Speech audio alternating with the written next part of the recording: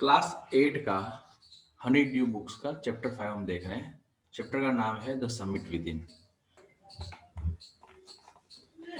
तो समरी देख लेते हैं। Major HPS Ahluwalia was a member of the first successful Indian expedition to Mount Everest in 1965। Mount Everest पर जो इंडिया का सक्सेसफुल एक्सपीडिशन था 1965 में, उन वो जो टीम थी उसके एक मेंबर थे एचपीएस आहलूवालिया।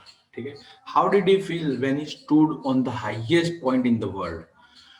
उनको कैसा लगा जब वो दुनिया के सबसे हाईएस्ट पॉइंट पर खड़े थे? Let us here he story in his words. चलो उनकी यही स्टोरी उनके ही शब्दों में सुनते हैं। Climbing the summit and then the more difficult task of climbing the summit within. मतलब चढ़ाई, माउंटेन की जो चढ़ाई ठीक है, और साथ में हम क्या भी देखेंगे, सबसे डिफिकल्ट टास्क जो है climbing the summit within. मतलब यहाँ पर बताया गया है कि हमारी अंदरूनी जो ऑब्स्टेकल्स है उनकी चढ़ाई कैसे की जाती है, जो बहुत ही डिफिकल्ट टास्क बताया गया है। Of all the emotions which surged through me as I stood on the summit of Everest, looking over miles of panorama below us, the dominant one, I think, was humility. जब Everest की चोटी पर मैं पहुंचा, तब Everest की क्या है कि चोटी से जो वाइड एरिया दिख रहा था, उसको देखकर मन में बहुत सारी इमोशंस, बहुत सारी भावनाएं अराउज हुई। और उसमें से जो थी सबसे डोमिनेंट वन थी, मतलब कि सबसे ज्यादा जो थी वो थी ह्यूमिलिटी। सही है। The physical in me seem to say thank God it's all over. मतलब ये थकान तो अभी इतना चढ़ाई होगा तो थकान तो होगा ही होगा। तो जो फिजिकल सेंस था वो मुझे बता रहा था कि भाई चलो थैंक गॉड आप पहुंच गए। However, instead of being jubilant, there was a sting of sadness. ये सब होने के बावजूद भी मुझे क्या है कि एक्चुअली खुशी होनी चाहिए, लेकिन सैडनेस, थोड़ा सा सैडनेस था। क्या था वो, देख लेते। Was it because I had already done the ultimate in climbing and there would be nothing higher to climb and all roads hereafter would lead down? क्या वो ये था कि क्या मैंने शायद जो चढ़ाई की है उससे ऊपर वाली चढ़ाई कोई है ही नहीं, या अभी जो भी रोड है वो अब नीचे की तरफ ले जाएंगे? ये दो चीज थी कि जो क्या है कि उनको कुछ सैडनेस दिए जा रही थी। चलिए आगे देखते हैं। By climbing the summit of Everest you are overhand by a deep sense of joy and thankfulness. मतलब कि एवरेस्ट की जो चढ़ाई है उससे आपको बहुत ही आनंद, और एक प्रकार से देखने जाओ तो क्या है कि अंदर से आपको डीप सेंस ऑफ थैंकफुलनेस आपको अनुभव होगा उसका। सही है। It is a joy which last a life time. और यही तो जो आनंद है वो लाइफ टाइम तक रहेगा। The experience changes you completely. और जो एक्सपीरियंस है, अनुभव है, वो आपको कम्प्लीटली चेंज कर देगा। The man who has been to the mountains is never the same again. जो भी बंदा इस तरह माउंटेन्स में हो आता है वो कभी भी पहले की तरह रहता नहीं है। As I look back at life after climbing Everest, I cannot help remarking about the other summit, the summit of the mind, no less formidable and no easier to climb. Everest की चढ़ाई के बाद अगर मैं कुछ देखता हूँ कि जो कुछ क्लेम करना, मतलब कि उसको सर कर पाना अगर टफ है, तो वो है the summit of mind. Even when getting down from the summit, once the physical exhaustion had gone, I began asking myself the question why I had climbed Everest. जब समिट से नीचे आए तो हमारी फिजिकल थकान, हमारी जो थकान थी वो चली गई। और मैंने पूछा अपने आप से, मैंने ये एवरेस्ट को क्यों क्लेम किया, मैंने एवरेस्ट को क्यों चढ़ा? Why did the act of reaching the summit have such a hold on my imagination? ऐसा तो क्या है, ऐसा तो कौन सी चीज है, ऐसा तो कौन सा आइडिया था कि जो ऐसा मेरे दिमाग में घर कर गया था कि भाई रीचिंग टू द समिट, मतलब कि हाईएस्ट लेवल पर पहुंचना। It was already a thing of the past, something done yesterday. ये चीज अब भूतकाल हो गई थी और जो थी वो बीत गई थी। With every passing day, it would become more remote. And then what would remain? Would my memories fade slowly away? जैसे जैसे दिन बीतते जाएंगे वैसे वो और भी क्या है कि धुंधली होती जाएगी उसकी यादें। एंड क्या रहेगा बाद में? क्या वो would my memory fade slowly away? क्या वो मेरी मेमोरी, मेरी जो याद है उसमें से चली जाएगी? All these thoughts led me to question myself as to why people climb mountains. ये सभी चीजें, ये सभी सोच मुझे कहाँ ले जाती थी?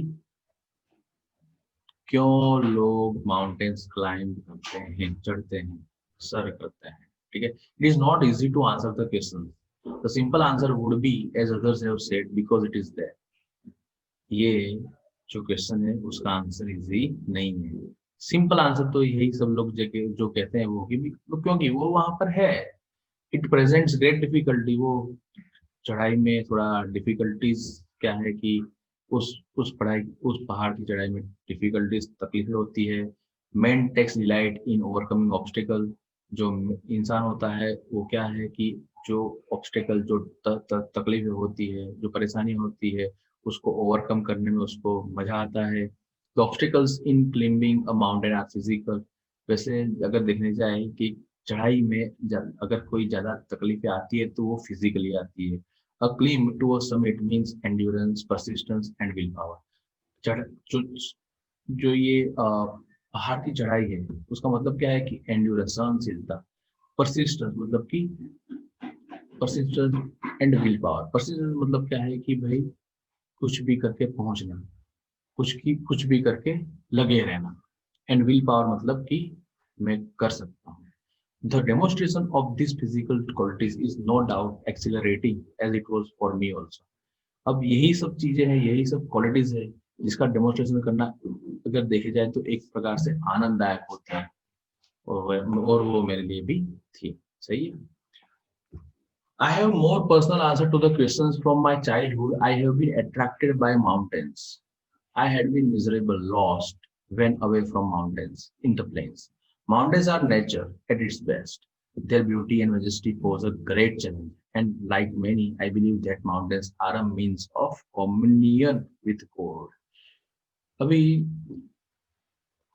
लोगों को तो पूछ लिया. अभी मेरा जो इसके जो क्वेश्चन है कि भाई क्यों एवरेस्ट चढ़ना चाहिए, उसका मेरा आंसर ये है कि क्योंकि बचपन से ही मुझे माउंटेन्स बहुत अच्छे लगते हैं.